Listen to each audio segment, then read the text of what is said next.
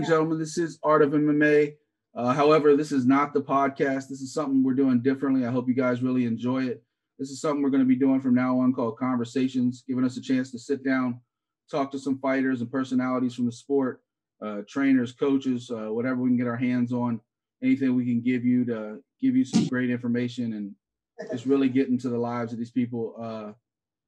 We've done interviews with so many fighters throughout the years, so this gives us a chance to really do it in a new format through the video and the podcasting. So hopefully you guys enjoy it. My name is Mike Ginn, and today we're joined by one of the people who really took their time out when Art of MMA was still doing the print interviews and still doing all the interviews through the website. I'm talking about former UFC, former CFFC welterweight Jonathan Webb.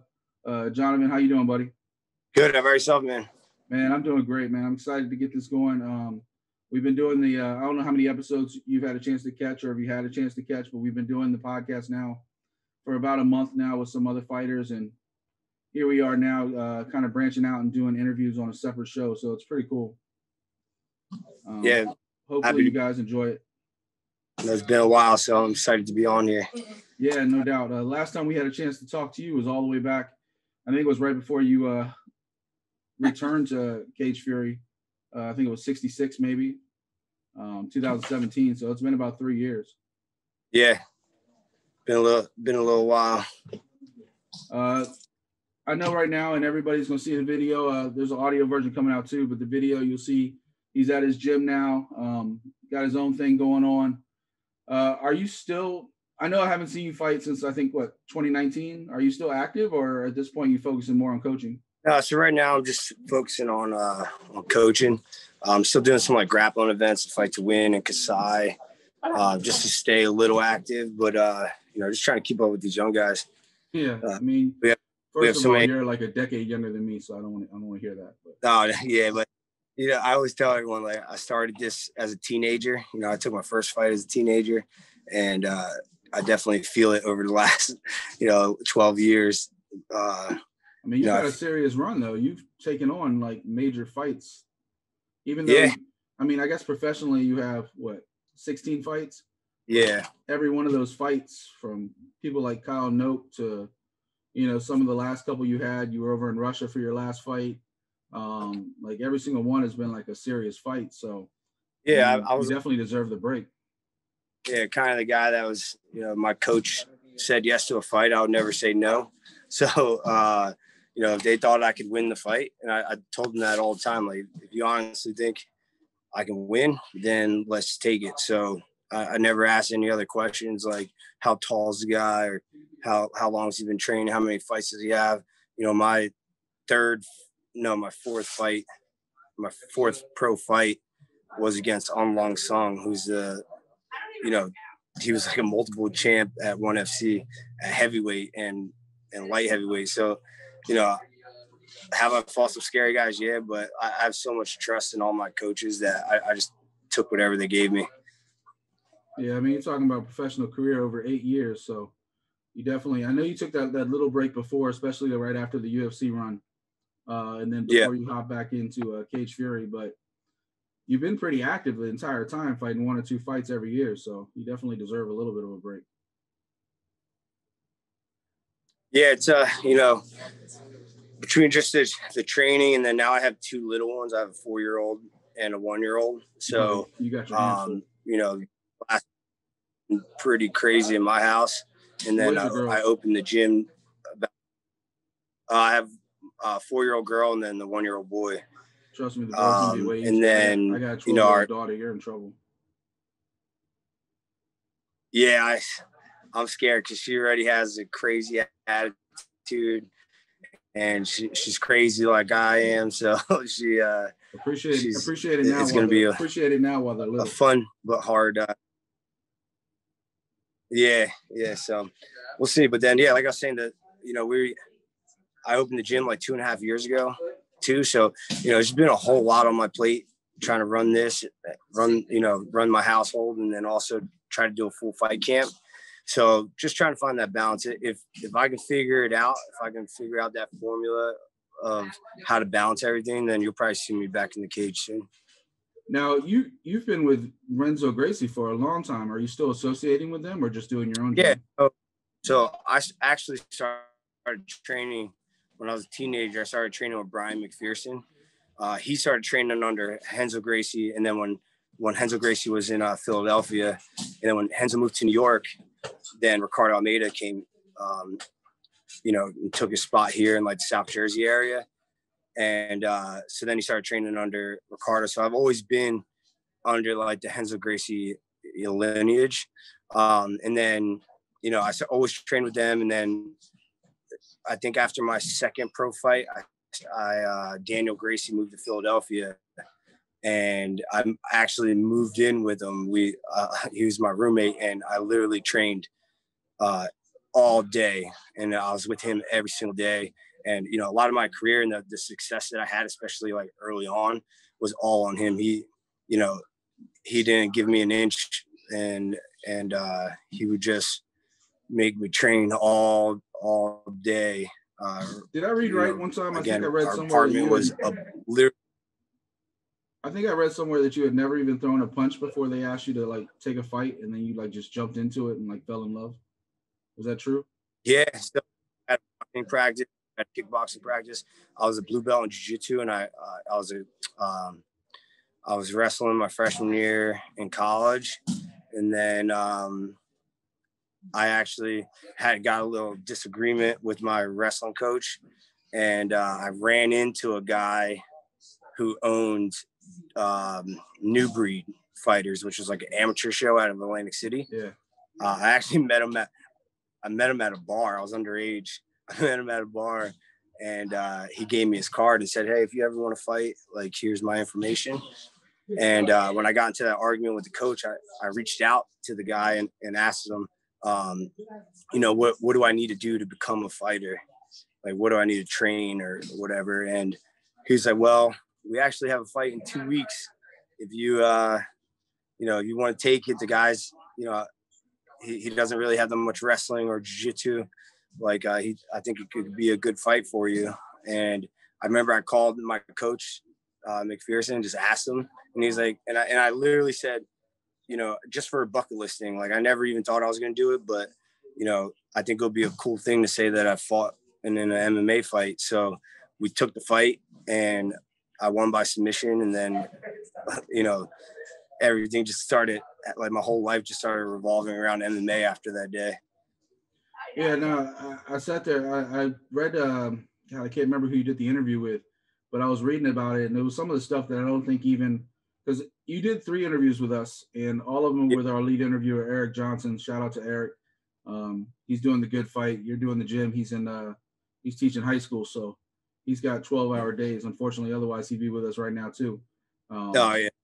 Yeah, and Eric had a great relationship with a lot of you CFFC guys, and I'm just hoping to kind of continue that a little bit. I was always involved too, but he did more of the lead interviews, so it's kind of great to still keep some of that connection. People like you, people like Shorty Rock, people all up and down the card. The only 2 people that interviewed more with us than you and Sean Santella was I think maybe just as much, or maybe one more, was Zoo, the big old heavyweight, 8th wonder of the world. He interviewed quite a bit. He was always super easy to get a hold of. But we appreciate so much of the time you guys have taken. And I was sitting there reading a little bit back, getting caught up, because it's been a few years since we've had a chance to talk to you. And I read about the Valero fight that you took and how it was on 2 weeks' notice and stuff, and I thought it was a cool story. But also, I was reading, like, going through some of your resume and some of the fights you took, and you fought Lyman Good back in 2014. I mean, I know it ended up like a no contest and everything. Yeah. But you're talking about 2015, only 3 years into your career, and then you got propped up to the UFC. What was that? 3 years. What was that kind of transition like? Were you ready for it? Was that one of the reasons why you weren't completely successful there? Yeah, I mean, it all happened really fast. But like, I was 1,000% dedicated to the sport, and like, I worked really hard for all that, and a lot of things happened quick. Like I said, the Onlong fight, and then I fought my first title fight for Cage Fury was against Stitchkin, who fought like Wonder Boy and a couple other people in the UFC. And then, then they called me and was like, hey, Lyman Good wants to fight. And at the time, Lyman was I believe he was the first welterweight champ of Bellator. And then he had way more fights than I did. And he fought Ben Askren and Andrei Korshkov and like all these top guys where it was like, man, this guy's like legit. And, I was like, I got to go and test myself and see where I'm at and see if I could be ready for that next level. And, it was a tough test. He hit me with everything, including the kitchen sink. And, it was sucks the way it ended. They are saying that I didn't get poked in the eye and stuff, which there was instant replay. New Jersey was doing like an instant replay at the time. Yeah. They were testing it out, and they actually went back and literally saw the finger go in my eye. They had instant replay back in 2014? Yeah, wow. So they were doing a test run in New Jersey. It was literally the only time I ever fought with instant replay. And it just so happened to be that fight. And, when I got poked in the eye, I didn't know the rule of when the doctor came over, usually you get hit in the groin. You say, oh, it hurts. Like, give me the time or whatever. Yeah, 5 minutes. And I literally said, I can't see, thinking that they'll give me the 5 minutes to like blink it out until I can see, and then I can continue to fight. And as soon as I said I can't see, then they stopped it. They stopped it, and then I had no other choice. But I know on his side they were contesting it, saying that that it was a fluke. Like if I wanted to, call out of the fight, I would have stopped when he head kicked me or when he was ground pounding me. Like I wouldn't have stopped because of an eye poke. Has there ever been any talk over the years of you guys when you both got up to a certain level of ever running that back? So we were supposed to rematch instantly. And then it never happened. He fought my teammate, Nishan Burrell. Yeah. And then I got the call because we were supposed to fight literally the same day that I fought for the UFC, my debut. We had a fight scheduled that same day. So they pulled me out of it and then put me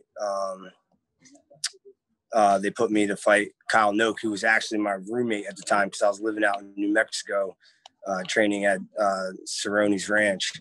Yeah, I remember we talked to you last time. You were talking about your adventures with the Cowboy.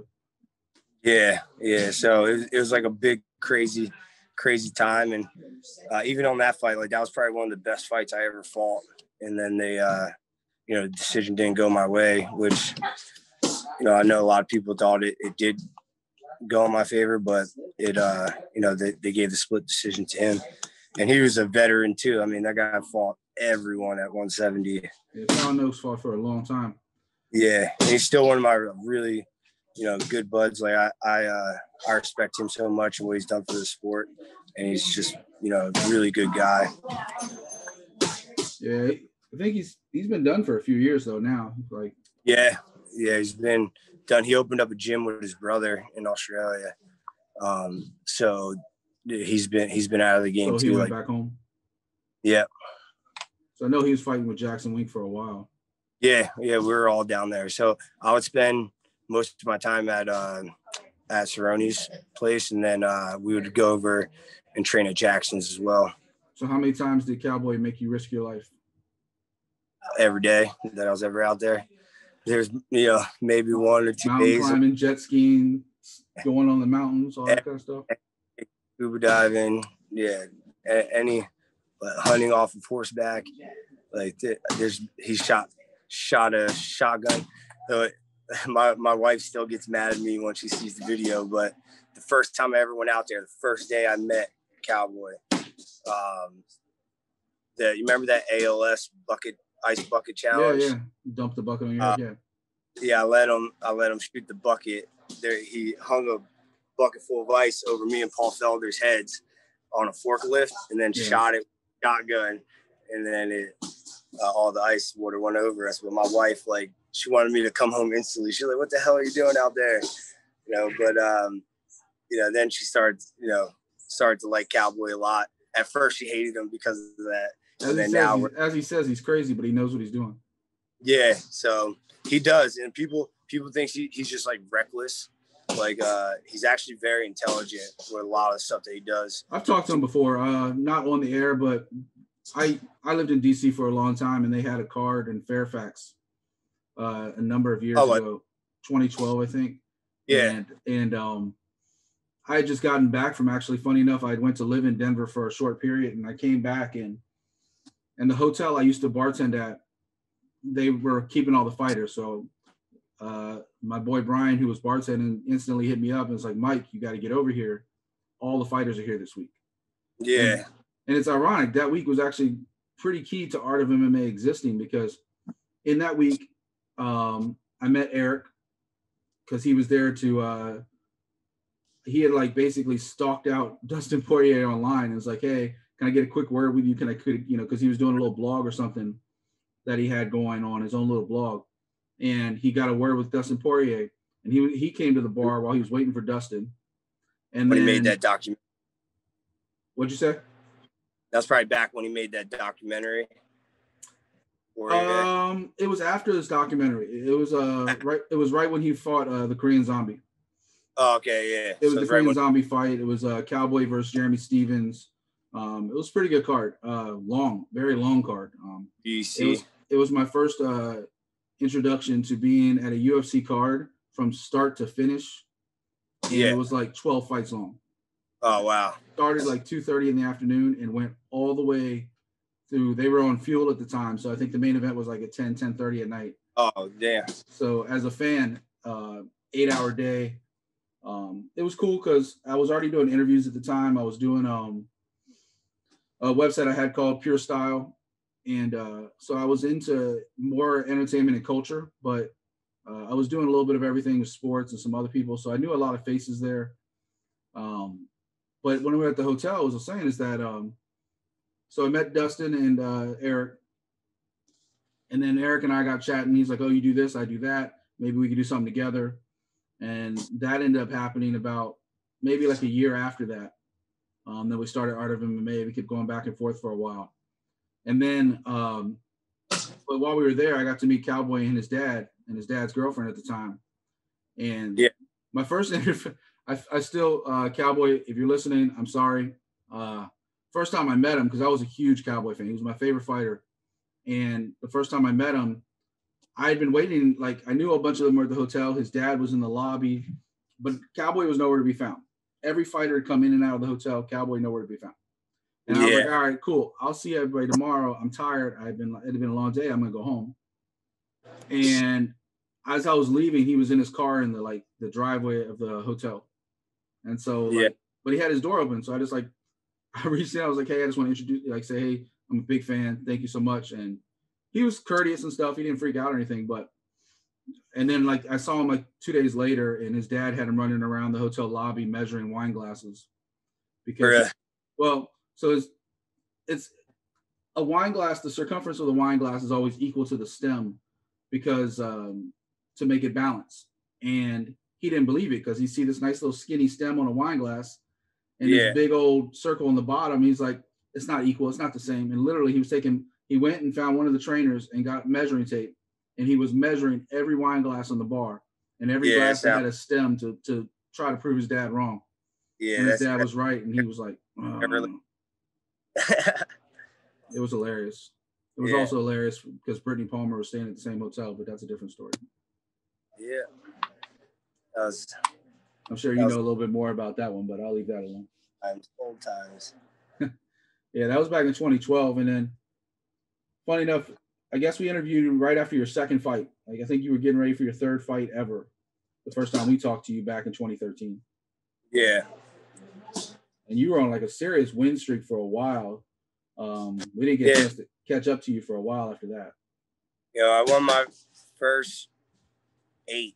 So, it was 8 fight win streak. So, that was crazy times. But like I said, I literally had no responsibilities at all. It was just eat, sleep, train, and I literally didn't do anything else.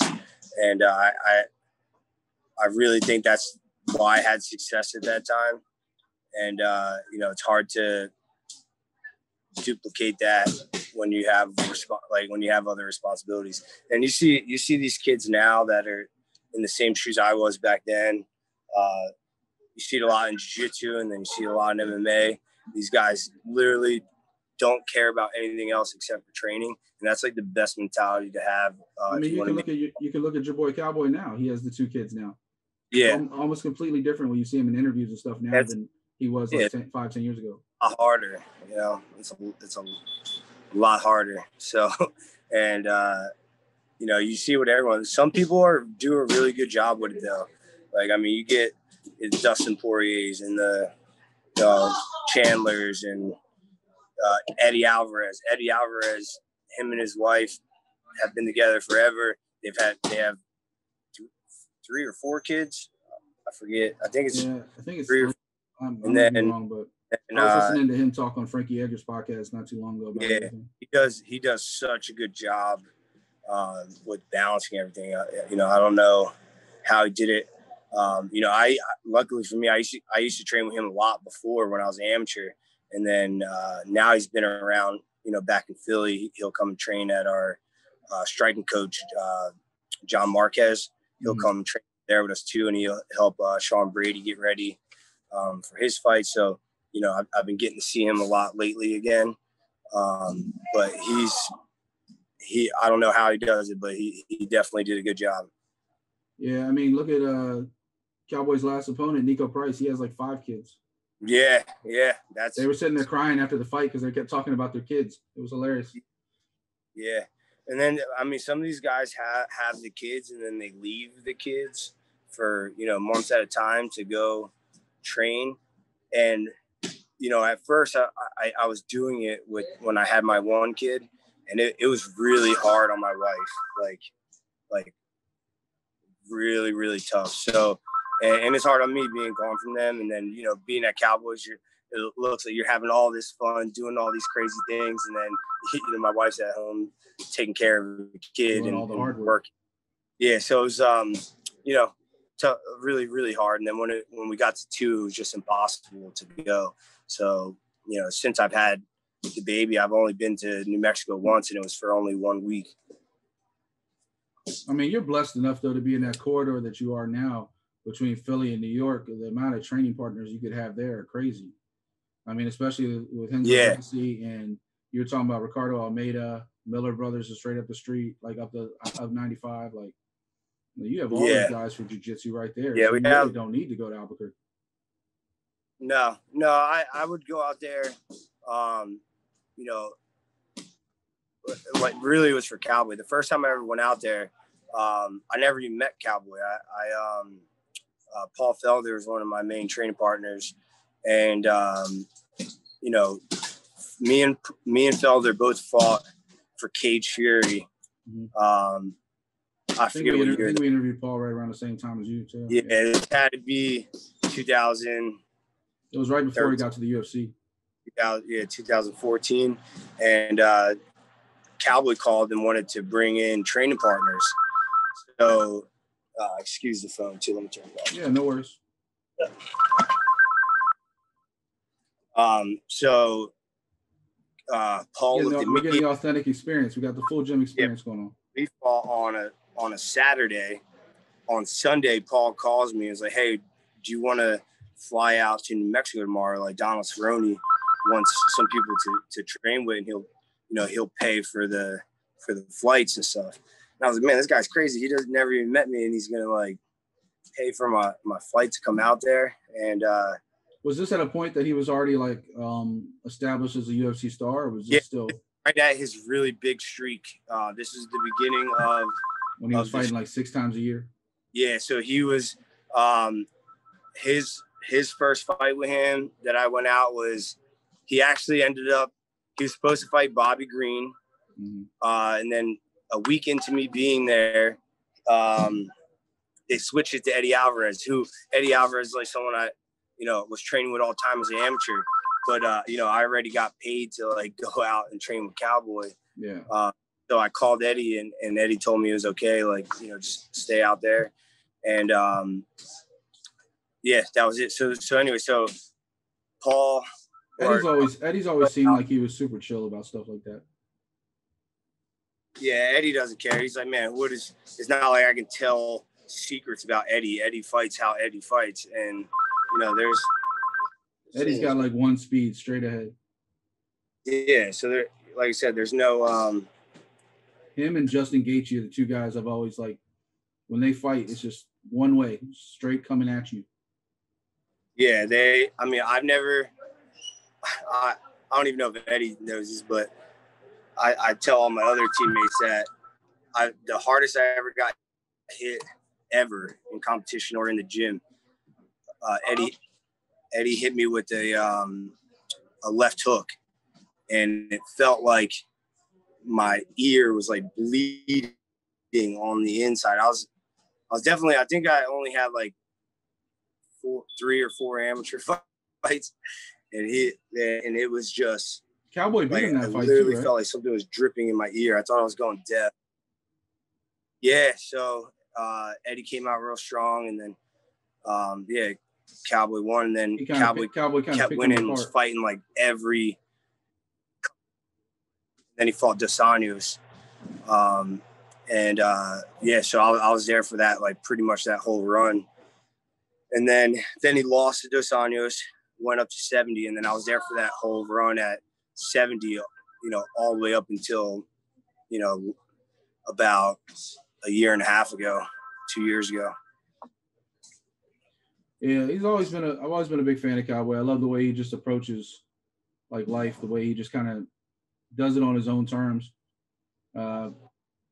He's his own person. You just got to respect it. Yeah, and there's no changing him. So we talked about him, I think, episode 1, right after he fought Nico, and it was a draw. But even Cowboy kind of thought maybe he lost that fight. I mean, the only reason it was a draw was because of that legal the eye pokes, and But we were talking about it, and one of the things we kind of concluded more than anything is you can never tell a fighter when it's time. He has to kind of decide on his own. But maybe it's time for him to kind of pick a couple opponents. Maybe he can kind of ride off into the sunset because he kind of deserves that because he's given so much to the UFC. He definitely so much to WEC. Fighting the best guys for so long. And he also fights the up-and-comers too. He doesn't just fight the best guys. He fights everybody. All these guys who are going to be the future champions and, future, challengers and stuff. But, I definitely think that he deserves one last run. So I don't think Dana should just, cut him. He's done so much. I don't think Dana would ever cut him. But Dana did say that he was going to talk to him. Mm-hmm. But I reached out to one of our coaches over there, and I told him if they give him that one last run, I'm coming back out. Like, we'll make it happen. If I got to move my family down there for a few, for a month or a few weeks, then I'll do what I got to do. But, if they're giving him one last run, we got to bring the old team back together. So let me ask you this. It couldn't have just been one way. You had to have picked up quite a bit from training with him. Because of training with him, did he pick up? Well, I mean, he's always been a pretty good grappler. A lot of people don't understand how good of a grappler he is. But did you pick up more striking from him? Yeah. So the first time I ever went out there, I was on the plane with Felder, and in my mind, I was just kind of going through how's this going to be when we go out there? And I've only heard horror stories at the time because, back in the day, Cowboy had him and Leonard Garcia going nuts. Yeah, him and Leonard and all them, they would just try to knock people out, and they weren't the best training partners from what I heard. I think that's a true story because I've heard it before too. Yes. It definitely was because Cowboys even admitted you can see the way Leonard Garcia used to fight. Every fight he fought was to the death. So my game plan on the when I was on the plane, I literally in my mind, I was like, I'm just going to be this guy. I'm just going to keep him against the cage. I'll take him down and then I'll just out grapple him on the ground. Well, that plan did not work at all. Like, we went there. One, it's really hard to take him down. Two, if you do take him down, he gets back up so fast. And then his submission attempts are actually really good from his back. His triangle, he has really weird hips. That's how he can throw those kicks in like such a weird angle. From people both sides. Yeah, like his hips, like the dexterity in them, it's not like normal. So he could just throw his leg around and it's around your neck, and then you got to defend it and start to move. But yeah, that did not work. And then he ended up, as he told me from what he said, as he got older and matured, he started realizing that, you need training partners. So if you're there knocking everybody out, no one wants to train with you anymore, or they're injured and they can't train with you anymore. And then you're not going to get any better. So by the time I was going out there, he had so much control. He'll bring head kicks up, and I mean, he can get them like right to your face and then be able to pull it right off, like, not hurt you. So knees, same thing. Like, again, I've never seen so much control with the striking then. So, I learned so much from being with them. And, when people would kick me and do things in fights, it was like, all right, I already get kicked by Cowboy and Paul every single day. So it's not that big of a deal. Yeah. Those two guys can both kind of come at you. So if you can survive that, you can survive damn near anything. Yeah. Well, Paul, he's just coming at you with 1,000% on everything. And it's like getting kicked by like a mule. He's calmed down. He's calmed down too. I mean, I know he's kind of like, sure. He's not sure if he wants to continue fighting or not. He already kind of said after it was the Hooker fight, he was like, maybe I'm done. Yeah. But same thing, man. He would travel. We all used to do our camps just all here in Philly. And then I started, we went to New Mexico together. And then I kept going to New Mexico because I ended up clicking with Cowboy really well. And, I just kept going out there. And then Paul actually started going out to Duke Rufus's.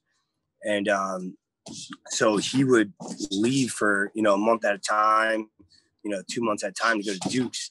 And he has a daughter, and he would leave his daughter here. And that's so hard, especially with someone like Paul who's like close with his daughter, to have to leave her. That's just, it's a really hard thing, more than the hard training, not being there or being around with your family and stuff. It'll mess you up mentally. Yeah, I'm sure. I mean, I know, I think I've heard you say before, or read that you said before about, you it's just hard. Like, you all of a sudden you're with your family and then 9 weeks away, and it's not the easiest thing to be a fighter. And whether it's boxing or MMA or any of these camps, these fighters go through. I couldn't imagine being away from my wife and daughter that long. I couldn't do it. No, man, it's so hard. And some people have that switch, like, they don't need to be around their family that much and stuff. But, for those who do, it's really hard. So, I mean, don't tell my wife and daughter I said that, because I spend the whole time trying to get away. But oh yeah, when you're here, yeah, I don't think I'd be like happy. Like, I know my wife's Peruvian, and her family goes back to Peru every once in a while, and like after a week, I'm just like, all right, it was fun for a second. Now come back. I come back. So yeah, I couldn't be. I need that madness in my life. I'm here. I travel with these guys for their fights. Every few weekends I'm gone for the weekend, and then I go on little hunting trips and stuff like that. So I still leave, but it's leaving for short periods of time and then coming back. Or two is not, I enjoy those times away. It's hard on the wives and on the kids, but for someone like me who's just so used to doing, like, I have to be doing stuff at all times. Like, I need those like little escapes, and it's hard, but I'm sure she knows what she signed up for. Yeah. Otherwise, she wouldn't have made that commitment. Been around it for a while now, so she understands. Still, it's always hard, but it's she was like my backbone through all this stuff, all the ups, all the downs, because the ups are great, but the downs are rough in this sport. So so she's been through it all with me, and she's definitely been a reason why I've been able to make it through and be successful with all this stuff. With speaking of being like close by and stuff, now that like CFFC is running like cards again and everything, any thought about like driving up like a couple hours up like to Bellagio or Atlantic City or anything and hopping on one of those cards? Man, I live 30 minutes away from Atlantic City, and I live 15 minutes away from Philadelphia. So it's, it sounds like you're saying you're a phone call away. Yeah. So I'm at every single Cage Fury event. We're literally at every single event. I'm wearing. Yeah, I see the shirt. For a while weren't you doing some executive work with them for a little while too? Yeah, so I was doing some amateur matchmaking. That's probably one of the hardest jobs in the world. So I give credit to all those matchmakers out there. Especially amateurs, because you don't really know what you're getting. But how do you get someone to take a last minute fight when there's no money involved, or their opponent misses weight? Like it's just a really hard thing to do, and it's like I said, I give credit. It was very rough, but I have such a good relationship with Cage Fury and everyone in there. Rob Haydack, he's been like Arias Garcia, all those guys. Yeah, Arias is who, he got me all my pro fights when I was an amateur. He reached out to me and, told me that, come to Cage Fury and that they'll get me to the UFC. And it took a lot of hard work on my side, but, they did a lot of work getting me the right fights at the right time. Were you the champ there once or twice? Twice. So yeah, I was a champ twice. And then once I left, then Lyman had it for a minute. Then he got the call up, and then Jared, right? Then it was Jeremiah, and then it was Sean Brady, who's literally like my little brother. He's destroying stuff now. He's killing it, man. Did I read that he got hurt in his last fight though? Like he had surgery or something? Yeah, he hurt his shin a little bit, but he's been back to training for a while. Okay. Now he's got a fight coming up, right? Yeah, he's fighting a law. So it's a really good fight. A tough fight for Felder because he trains with both the guys. So it's a weird one for him, but it's good if Sean wins this fight, which I 100% think he can. He'll be on the main card from here on out if he wins that fight. Yeah, he's gonna start getting really big fights after that.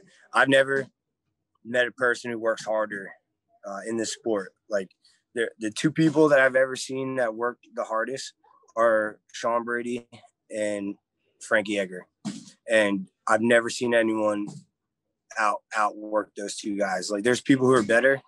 Obviously, Frankie has some losses and stuff, but you'll never see him lose because he got outworked or anything like that. Like I wrote an article a long time ago about it. It was more than wins and losses with Frankie Edgar, and it was coming off which by the way, shout out to Frankie because Frankie actually liked and shared my article a few times. So nice. It was a fair article. It was coming off. I want to say it was right after he might have just lost to Benson. But basically, he had those BJ fights, he had the Maynard fights, he had the Benson fights, all of them were like razor thin close. Yeah, all of them were like battles to the end of the fifth round, and he went through all those battles and he won so many fans over just because of his attitude, the way he carries himself. He's like, he's got that Jersey attitude of like, I'm getting my lunchbox, I'm going to work, like let's just go. And he's got collar, jersey, toughness. And then he gets all the other crowd behind him because he always comes out to Biggie. Yeah. So it's like you're hyped up, you're ready to go, and here's this little guy who's just going to war. He never really cut weight until he started like finally going down to 45 and now 35. When I first started when I was an amateur, so after my first amateur fight, because I didn't do any training, then they sent me to Ricardo's to start training. And where did you fight your first fight at? That amateur fight you took at 2 weeks' notice. Was that 170 or 185? 175. New Jersey had boxing weight classes for amateur. Yeah, so it was like you either do 168 or 175. So I did 175. I used to walk around at like 78 or something like that. And I was wrestling in college at 74. So it wasn't like that, it wasn't a big cut or anything. And then, Frankie, I think Frankie just won the title or was about to fight for the title when I first started training with him, and he cut zero weight at all.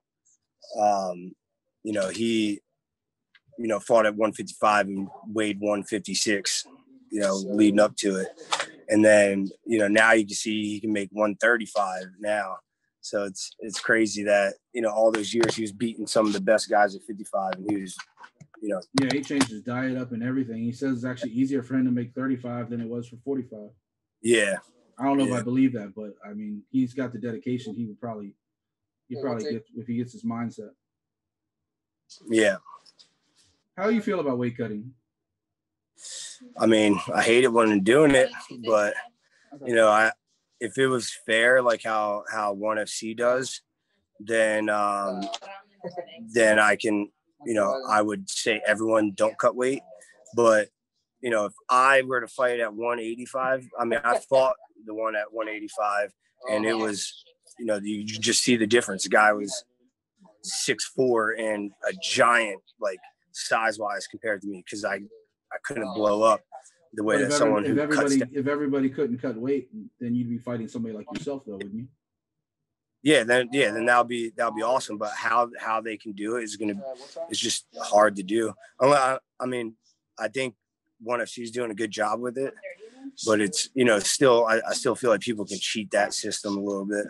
Well, I mean, you saw it just happen to Bellator and Paul Daly, and he didn't get an IV, but he was hurt and had to go to the hospital, and they canceled the fight. Like really, I actually didn't.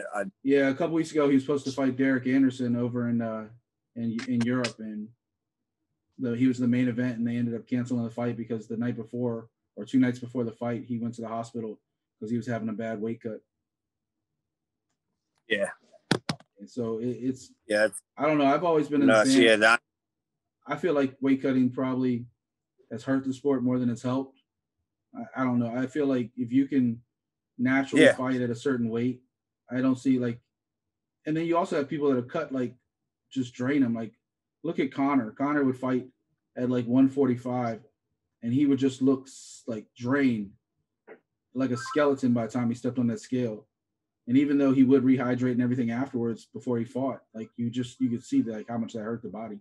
Yeah, it's tough. It's a lot. So, like I said, if they can everyone agree to stay up at their natural weight class, and that'll be cool. I mean, they could probably eliminate it if they did the weigh-ins like 2 weeks before the fight. Yeah. Because then you wouldn't be making that last second cut. You'd have to be there. Like do weigh-ins like 2 weeks before the fight, 1 week before the fight, and the night before the fight or whatever. And that's the only way that they could do that. Because if they just did one weigh-in, then people would be. They do what they do now, like Renan Barão. Yeah, because just think, for me, I weigh in at 170.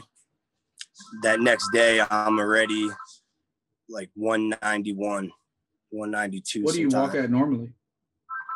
Well, it matters when you're talking about. So, now I'm a lot heavier, but naturally when you're training.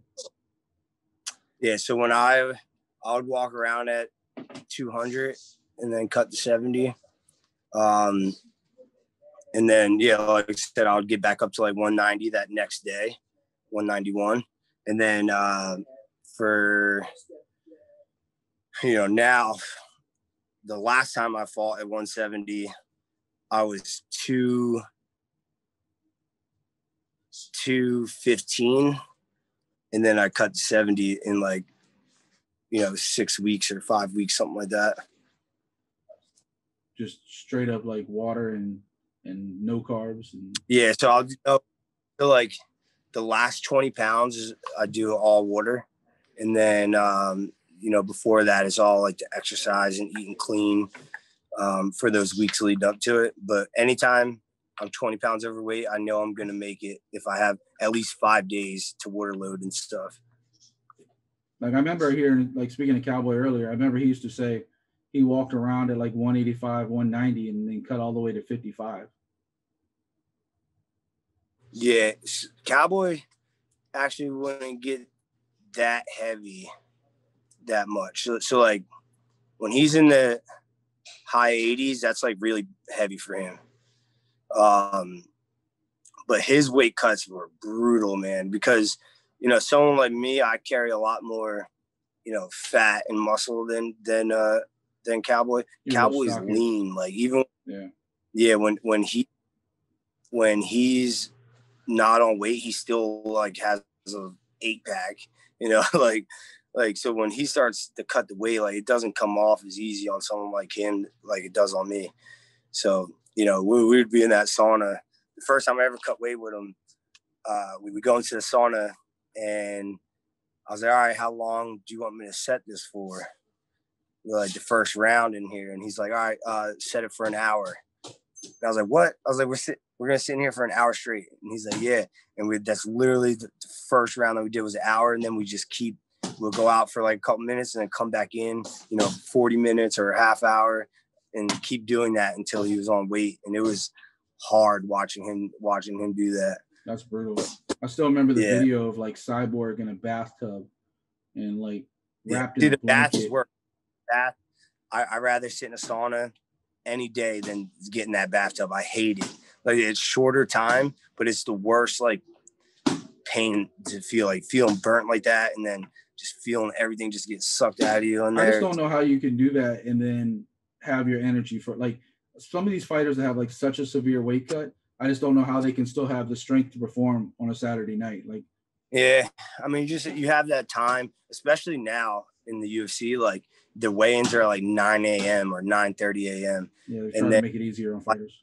Yeah, then they don't fight until 7 o'clock at the next night. So you have more than 24 hours to recover. And once you get that sodium back in you and all the water and stuff, like, you start feeling like normal. That first couple hours though is you don't feel right. And then, once you really, it's more of the hydration than the food. Like once you feel hydrated again, your brain gets out. You can't go too far because then you'll be lethargic. Yeah, then, fight. Yeah. So once you get it back in, then you're all good. Yeah, I mean, like I said, we've done articles on weight cutting before. It's a big deal, especially during like the Renan Barao, and he like had the fights canceled, and like 3-4 years ago, like it was a big deal. And then they changed the weigh-ins to 9 a.m. and it really helped. ONE FC's weight cutting. I think ONE FC does it right. Well, I definitely think they have a good thing going. I wish everybody. I think California tried to do it. I don't know if they're still doing it, but California was trying to get on that weight restriction stuff. Has ONE FC ever offered you a fight? No, and I know they got Eddie and everything. Yeah, I actually wanted to fight for them before, because I wasn't into MMA and stuff before I started fighting. But as they say, somebody though. Huh? As they say, somebody. So I'm sure if you really wanted that fight, Eddie could make a phone call. Oh yeah, but like I said, right now, I don't really see it happening like anytime soon. But when I do, like for me, I never want to lose because I didn't train hard enough or I didn't put the right amount of time into something. Mm-hmm. And I don't have like that fire in me to like do the training. So like I could have won my last fight. I just the one in just Russia? wasn't. Yeah, it just wasn't in me that day. So I never want to feel that feeling again. So I'm not going to fight unless like I feel something, burning inside me again to want to fight. So I'm not going to force it. I have my business. I have some other things going on.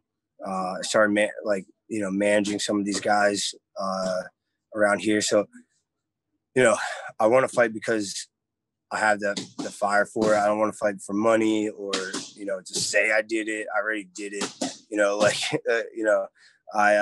I want to fight the highest level.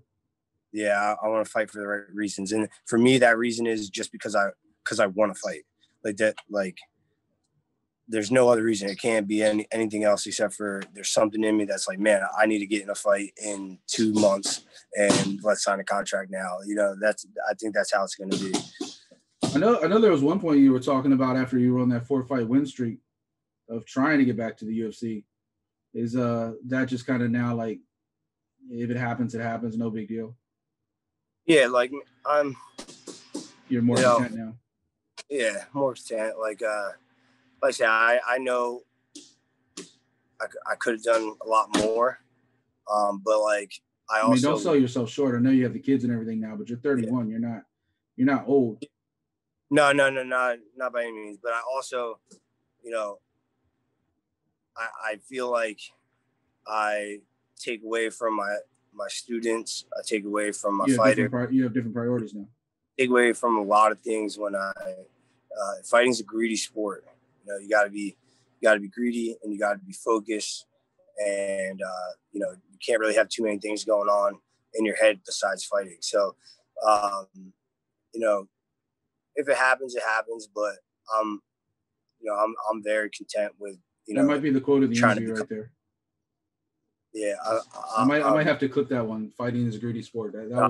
That's probably the truest thing I've heard somebody say. But I'm good with just trying to become like the greatest coach out there now. So, you know, I got a lot of work to do. There's a lot of great coaches out there, but do you have any guys fighting in your gym right now that are like fighting like on CFFC or UFC or anything? Yeah, I mean, well, so we have 3 gyms that all work together out here. Okay. So it's my gym, which is in Washington Township, like southern New Jersey. Mm-hmm. And then it's Renzo Gracie Philly, which is ran by Daniel Gracie. And then Extreme Evolution, which is in Philly as well. And that's like our main striking coach. His name's John Marquez. Mm-hmm. The 3 of us, we have, you know, all the 3 teams are combined. None of our guys fight each other. We all train together. Like my guys go over there, their guys come over here. And, you know, between those teams, like we have, you know, Sean Brady again, who's killing it. You know, Paul Felder trains over there when he's home. Now he's doing all the commentating stuff. So he hasn't been, you know, home. He's been over at Fight Island and everywhere else.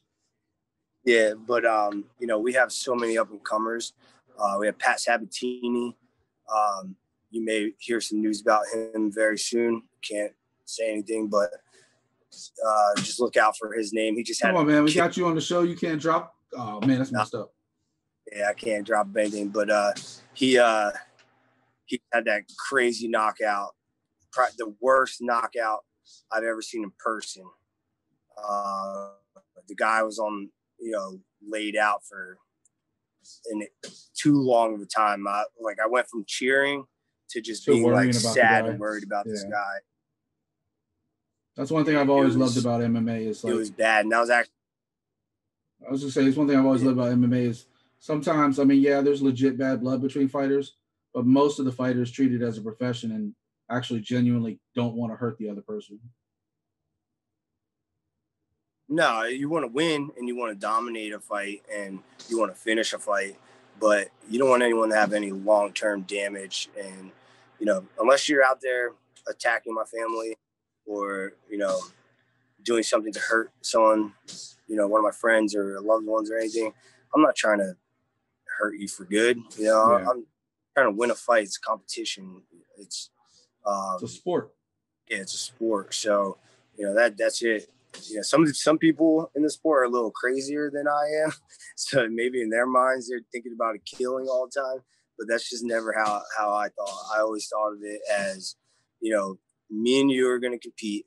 I'm going to do my best to show that I'm the better fighter that night. And that's it. Like there's nothing ever added into there. There's only one guy that like tried to get under my skin a little, but other than that, I never even had anyone trying to like attack me or my. When they did try to get under your skin, was it like legit or was it promotion? He was a weird dude. Or just trying to hype himself up. It was that Stitchkin guy. He was just the whole time like he came here, he was just kind of being arrogant, and then in his interviews, he was like saying just weird stuff like I don't even remember what he was saying, but it was like. So it felt good. It felt good to finish him. And all that. Yeah, and then right before the fight, we would go to shake or touch gloves when the referee's talking. And instead of touching my glove, he would mush my face. And then then that was one of the fights where I could, like, it was a 5-round title fight, and I could have finished him in the first round. Like, I know people say that, but I literally could have finished him in the first round. And I just remember being like, no, I want to like keep hurting him more. So I would get him to the ground. I was hitting him with just hard punches and elbows on the ground. And then I keep second round, same thing. I was like, no, I just want to keep fighting. And then we get to the third round. I was like, all right. I remember telling my coach, like, I'm going to finish him this round. And then, you know, I'm going right back to those punches. And I just start throwing them a little harder and harder and then getting the finish. But anytime I would see the referee come in before, I would just kind of let off a little bit, you know, just to not get them to stop it. And then remind me of a professional wrestler that pulls his opponent up at 2. Sometimes you get the professional wrestlers. I say, remind me of the professional wrestlers that will pull their opponent up at 2, and so they keep like beating people up. Yeah. So that was the only time that ever happened. Like, I never fight with anger or anything, but that one was he got under my skin for sure. But I just tried to stay in control of that anger, and then just, you know, just beat him up for it. That's all. That was the fight right before you fought Good.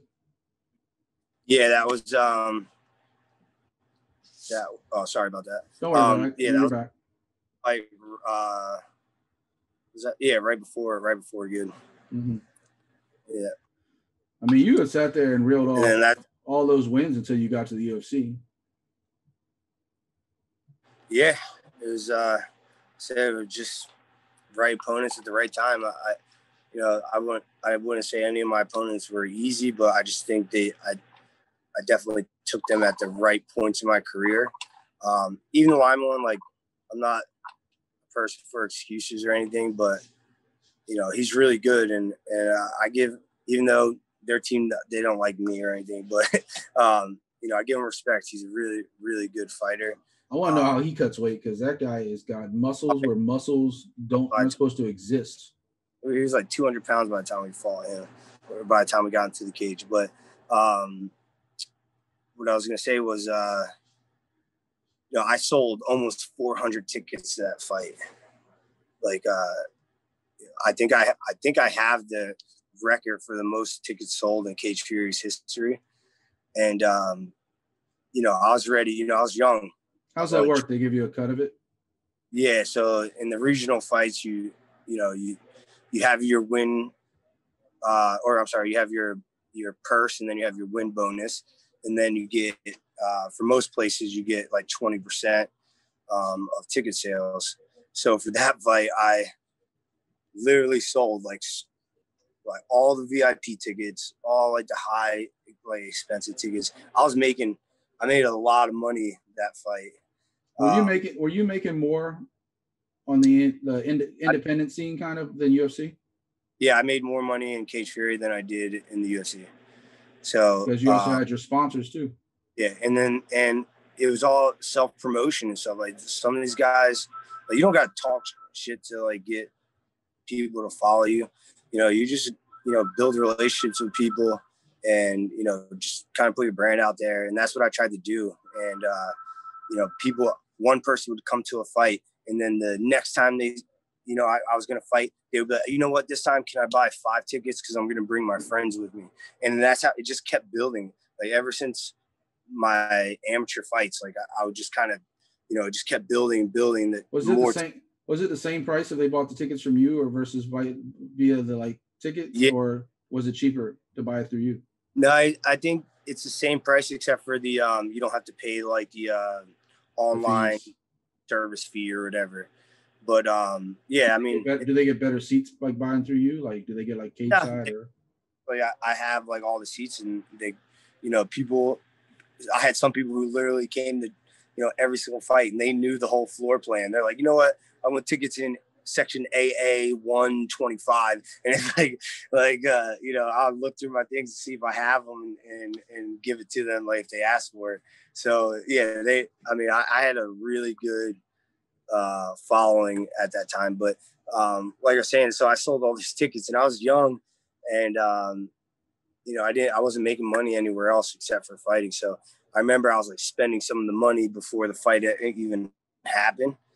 And I got a couple of like pretty decent injuries right before the fight, and my coaches, both my coaches at the time, told me to pull out of the fight, and I was like, listen, if I have to like go in a wheelchair into that cage, I'm fighting. Like there's no way you get me to get out of this thing. And that first fight, I was very injured, and but it was his day. He fought well. I fought like shit. And then for the rematch, I felt good. Like if I would have fought him like I fought Noak, like I really think it would have been a good fight. Who won? I don't know. It all matters on the day and how things go. But I really think I could have given him a better fight that second time. And I felt healthy. I felt, like ready, prepared, like mentally I was good. Like I said, I don't know if you ever watched the Noak fight, but it was literally one of the best performances I ever had. Eric and I were super hyped up when you got that UFC call, so we were definitely like tuned into that fight.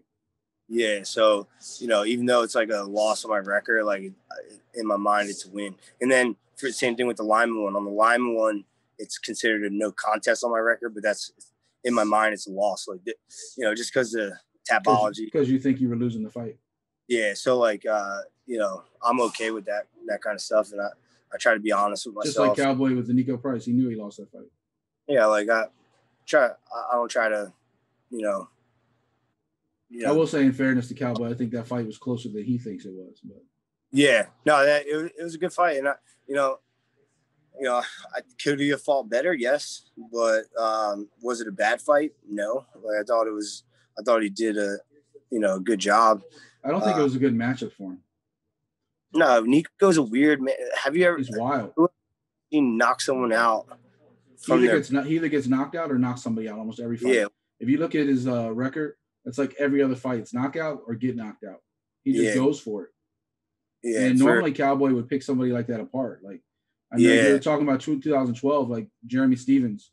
Like Jeremy Stephens came in on a hot streak. Jeremy Stephens was the guy who was supposed to finally like knock Cowboy down a peg. And Cowboy literally took a personal offense because Stephens was talking so much shit. Yeah, and then B, just picked him apart. Are you still there? Yep. All right, we lost your video for a little bit, but no worries. Oh, you're back. But yeah, he just picked him apart. And fights like that, like Cowboy's always been like, I'm just gonna pick you apart. And unless it's somebody like Anthony Pettis, who's just so accurate with all those strikes, that's the kind of people that he had hard times with.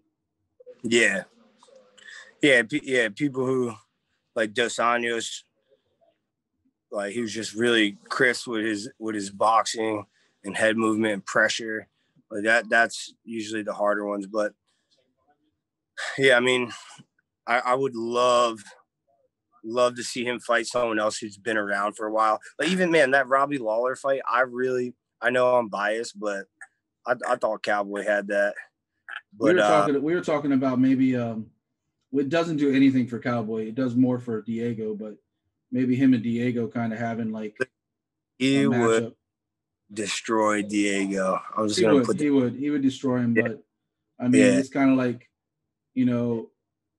just to see if he still wants to fight more than whether he can. I don't think it's a question whether he can. Guys trained together for a while because they're all Jackson guys, but none of them are part of Jackson's now. So I have no idea how. Well, Cowboy's still friendly with like Jones and those guys, though.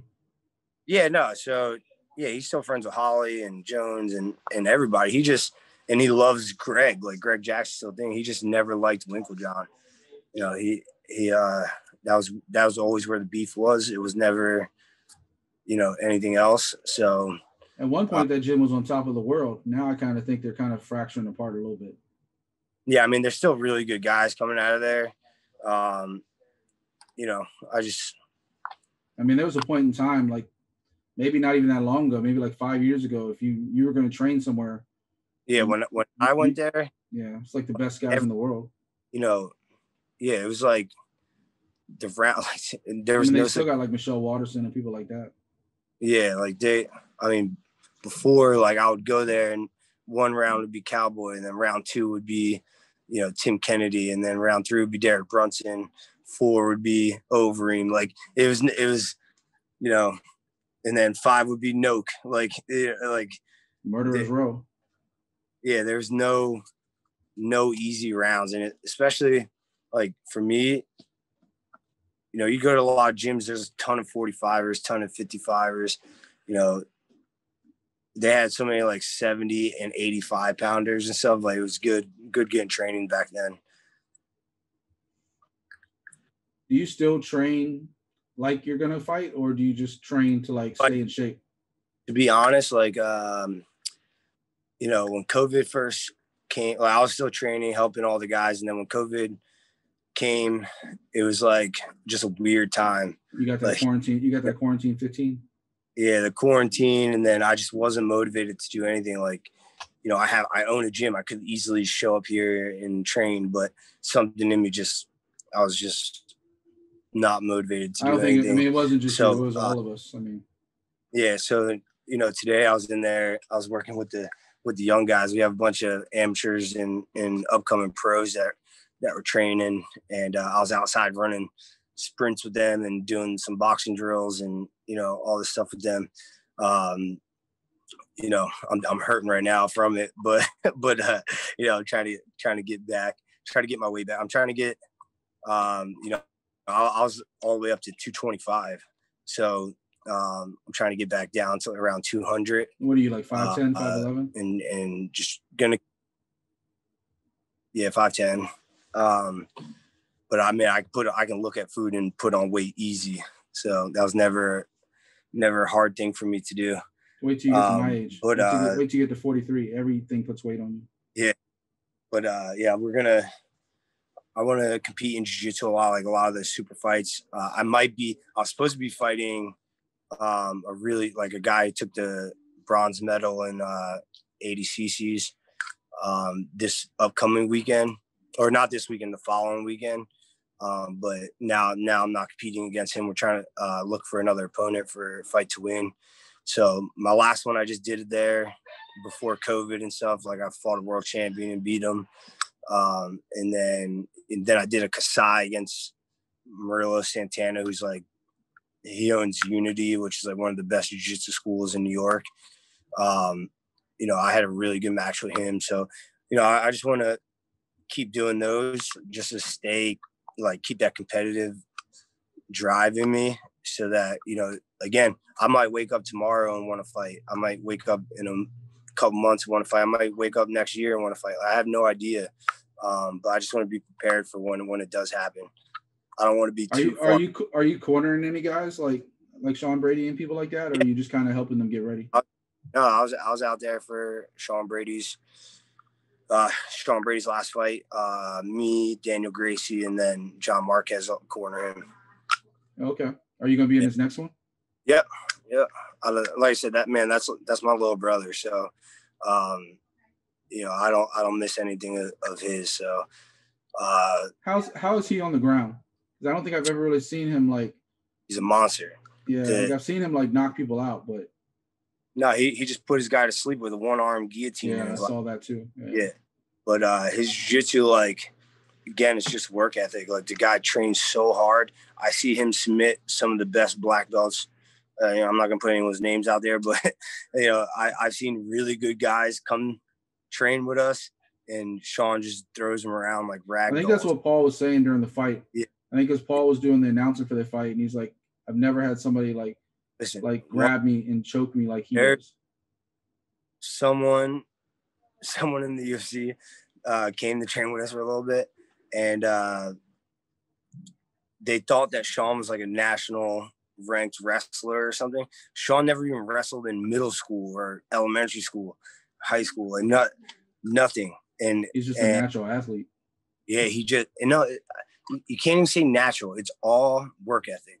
Like, he always had a little bit of something, but he worked so hard that he's better than national champion wrestlers. He's better than world champion jiu-jitsu guys. His boxing is better than, you know, some pro boxers. Like, the kid just works hard in every aspect of the sport, and he doesn't give you an inch. Like, you think you're gonna try to, you know, beat him in a certain position. He just doesn't give you the opportunity to even, try in the position.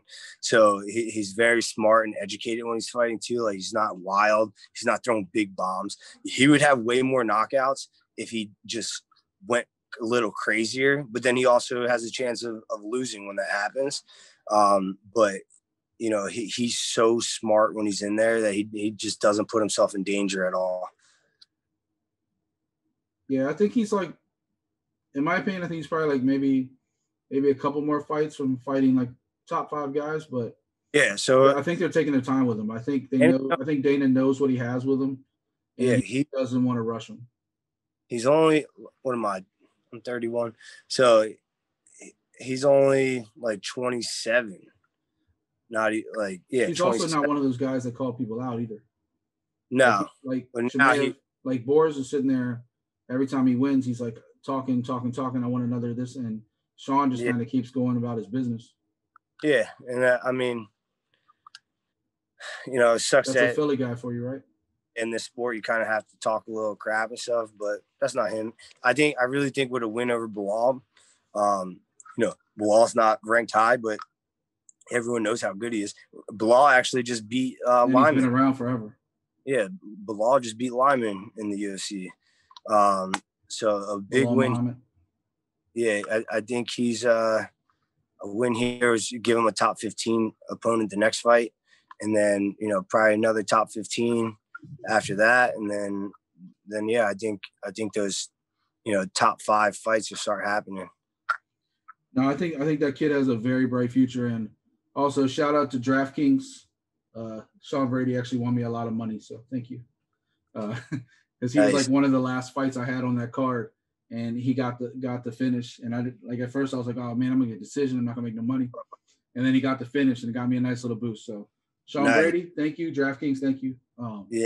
Help pay for all this stuff. But yeah, no, that kid has such a bright future, and I'm sure people, the camp that you guys run down there, he has the best guys in his corner, the best training partners. There's no stopping him as long as he keeps that work ethic. Yeah, I mean, I don't see that stopping anytime soon. So he, listen, if you don't know who he is yet, you're definitely gonna find out in this next year or two. People are finding out real quick. Yeah, they're gonna find out. He made his debut like a year and a half ago. Yeah, he fought. Yeah, he's fought all tough guys too. So you think like we all knew about him from Cage Fury because we're in the business, but he's fought good guys from the beginning.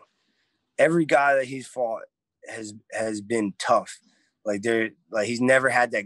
He never fought someone who was 0-2 or 1-4. Like he's never fought any of those guys. He's fought really good up and coming prospects that are all doing well still, and even in the UFC, comes in, fights Court McGee, who's just vet. Yeah, not the most fun person to watch, but I feel bad for his nose right now. But yeah, he's been around, and that Condit fight was crazy. Tough guy, yeah, and so he fought him, and then they gave him that. I forget the guy's name, but the Russian guy that was, his striking was so dynamic. I remember being in the corner and just seeing the guy missed a couple times with kicks and knees. And I was like, oh man, this guy is good. And then his second round, Sean just like shut his whole game down. So it was, they're giving him really tough fights. And then, there's just another test. And I think he'll pass this test as well. 13-0. The guys just run through. You're talking about Nardeev, Ismail Nardeev. Is that what you're talking about? Yeah, and like I said, that guy was coming out of Henry Hoof's camp, who, Henry is, I think, is one of the best coaches out there. Their team is one of the best teams out there. Yeah, I just finally pulled up his they all have, really good training down there. And Sean, like I said, that second round, he just completely shut him down. And then third round just dominated him as well. So, that was a really tough opponent, and Sean did a great job with it. And then this guy, Christian Aguilar, is coming off of a 30-second knockout on his UFC debut. Mm-hmm. And, that's, a little scary. I also saw that he fought on his way up. I mean, it was only like 2 years ago, but he also fought like former like tough winner Colton Smith. Yeah, man, Colton Smith. We went down to Florida for that fight, and they were asking what college Sean wrestled at after the fight, because he literally out wrestled him. Colton is no slouch in wrestling. He's very, very good. He's better than his record says. I mean, if you saw him in that tough stuff, he's one of the best in there. Yeah, and I mean, then he fought Aaron Jeffries, who's like a really tough Canadian guy. Tanner Saraceno, me and Sean both fought him. Sean finished him with the same choke that he just did in his last fight, that one-arm guillotine. Yeah, so I hear once he gets a hold of you, like he's like the strongest guy you've ever.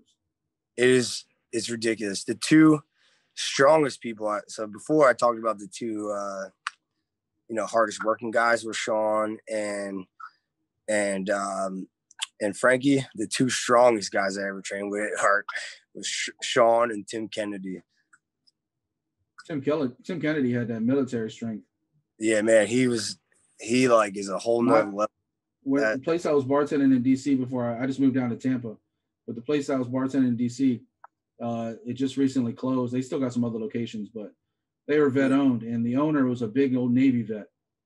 And man, he didn't even mean to, but sometimes he would just touch me, and I would fly like 5 feet. Yeah, he just had this natural strength, and it's just like the way the military trains. Like those aren't normal human beings when they come out of there. They just have that natural conditioning at that point. By the time they get out of there, it's crazy.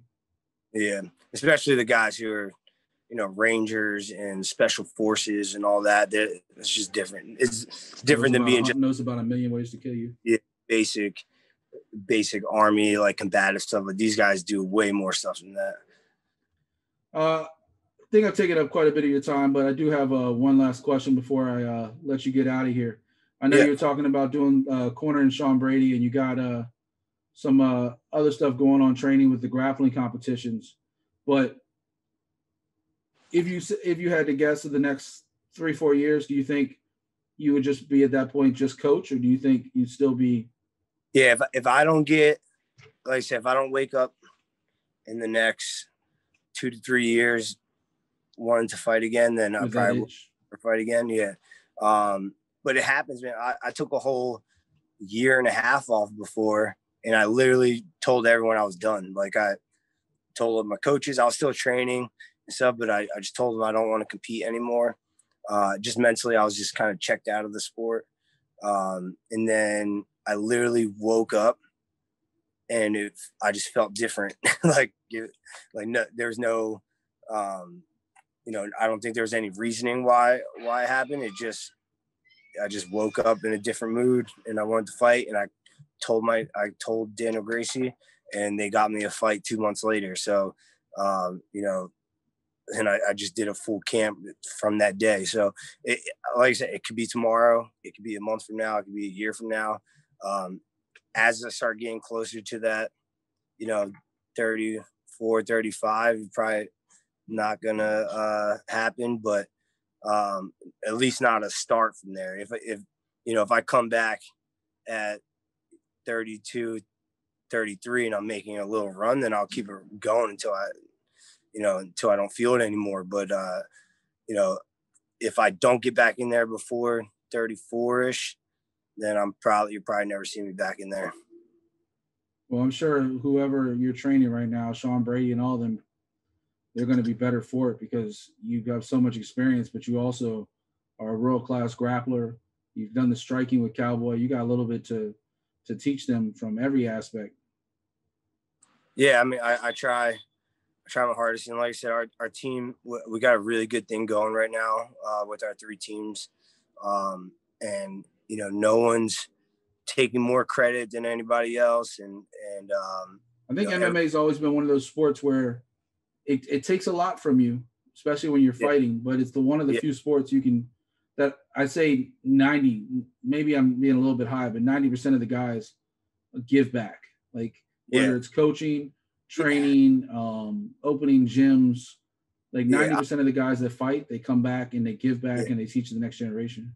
I've been very lucky with coaching. Like, you know, I started coaching as a blue belt at my gym, and Brian McPherson, he like gave me the opportunity to start teaching, you know, the kids and some basic classes. And then he was also a major in the state police back then. And he was like on government detail. He had like a really crazy job. And, you know, sometimes in the middle of class, he would get called out, and it wasn't like, oh yeah, I'll be there in an hour. He would have to like just get in the car and fly up to wherever he had to go. And, you know, I'll take over the class and was teaching, and I loved it. Like, I loved every minute of teaching someone. And then for me, the best thing ever is if I show someone something and we go to a competition and they do it in there. It's like the most fulfilling thing. Like some people will say this and they're lying when they say it. But for me, like, seeing how happy someone is when they win, or when they did a little better than last time, like that's a little bit vicariously through that. Yeah, man, it's so fulfilling for me. Like I love it. So, you know, I really, if my competition career is done and it's just me being a coach, like I'm so happy with that. And actually, I do have one last question. I think I realized it before, but it never like dawned on me who it was. But your next to last fight, you fought Kyle Dauskas, whose brother just had the big win. Yeah. And we were actually talking about Kyle a little bit on the show this week as well, how like bright his future is as well. I know it didn't end the way you wanted it to with the Bravo choke, but like, how bright is that kid's future? Yeah, no, so me and Kyle actually, we trained at the same strength and conditioning gym, you know, leading up to the fights too. But yeah, because Dauskas and all those guys are CFFC guys. Yeah, he's a good kid, and you know, I was supposed to fight someone else actually that night, and then he was supposed to fight one of my teammates, Mike Wilcox, and then the fight got canceled like last minute, and he didn't have an opponent, and you know, it was up a weight classing for the title, and you know, I was supposed to fight at 70 in a 3-round fight, and when it got canceled, I remember everyone was talking about it at our gym, and then I was like, you know what, like, I'll go up and fight him. Like, I'll bump up. Like, and that was when you were coming off those 4 straight wins too. Yeah, you know, I was like, you know what, you know, it's only 15 pounds, but he's such a big guy. Like, he used to be a heavyweight when he was an amateur, and he works really hard too. Like, he's in that conditioning gym like all the time. Both those brothers are big dudes. Like, I mean, yeah.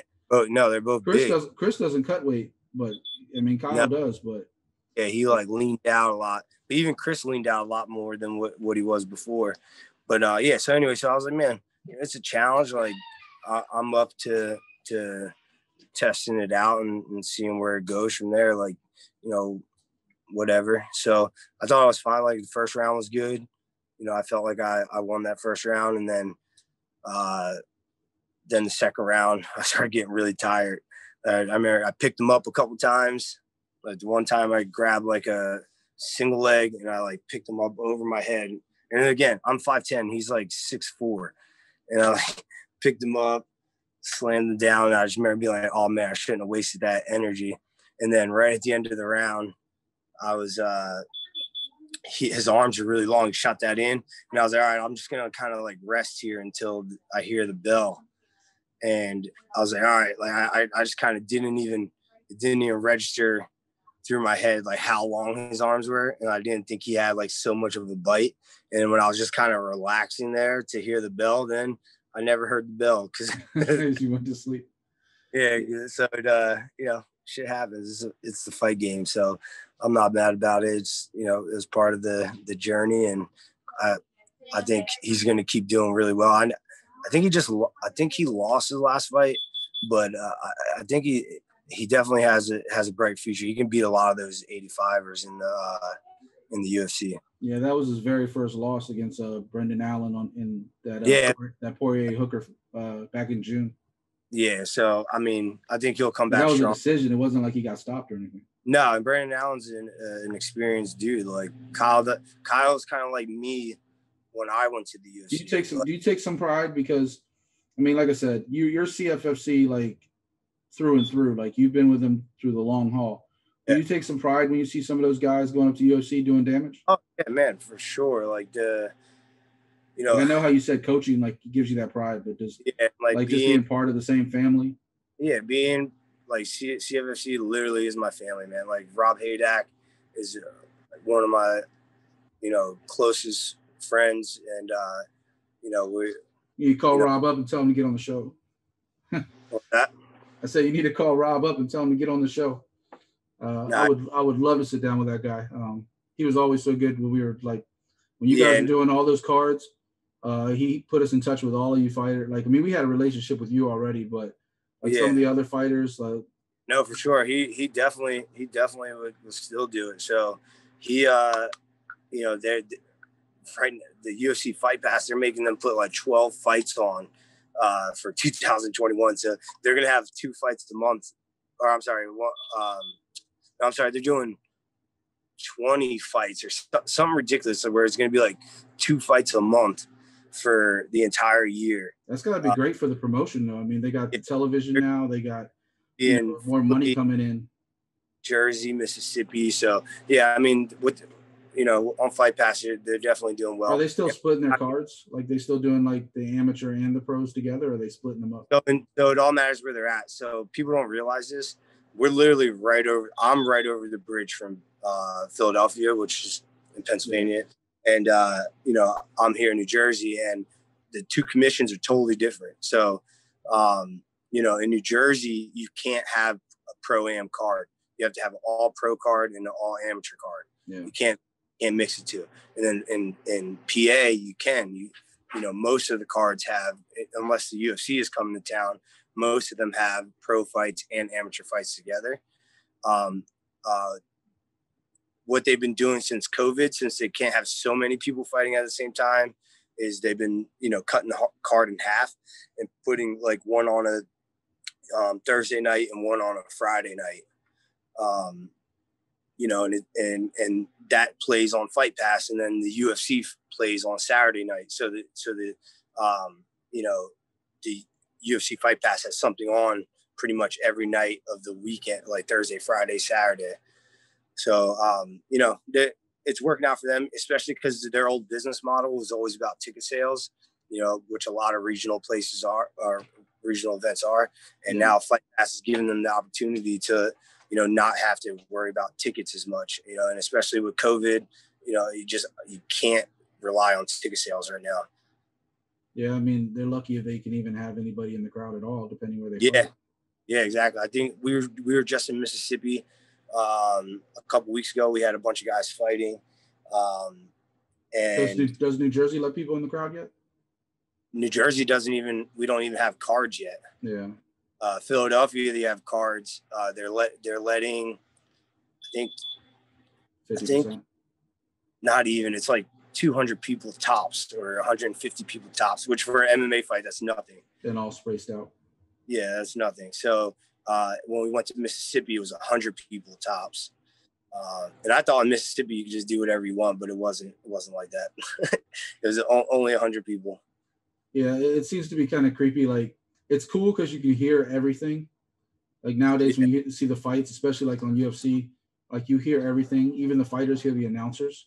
Yeah, sometimes they reply to them, but it's also like weird as a fan because you're used to, like, sometimes if a fight is boring or exciting, you don't really know until you know the fan reaction.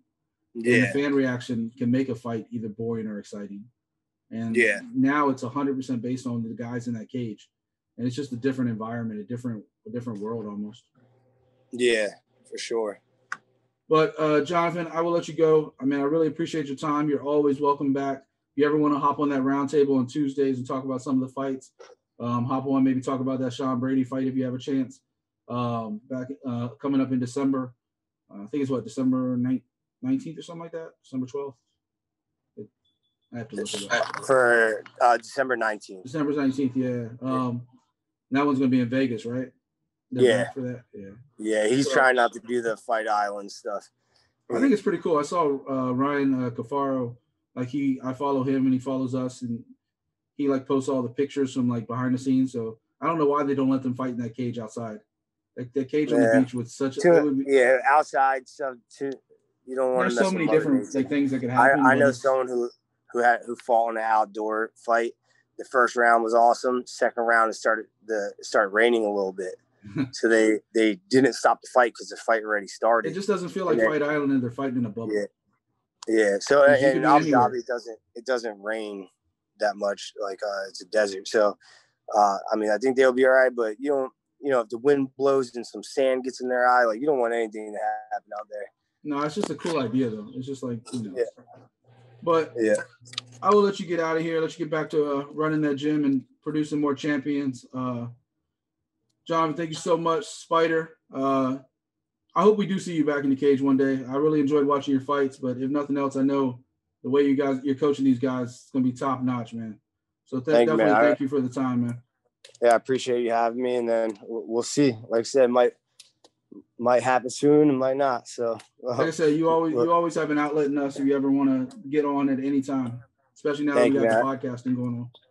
I appreciate it. Absolutely. Ladies and gentlemen, this has been Art of MMA Conversations, brand new series. I hope you enjoyed it. Ran a little bit long, so sorry to Jonathan for that, but that's how interviews sometimes go.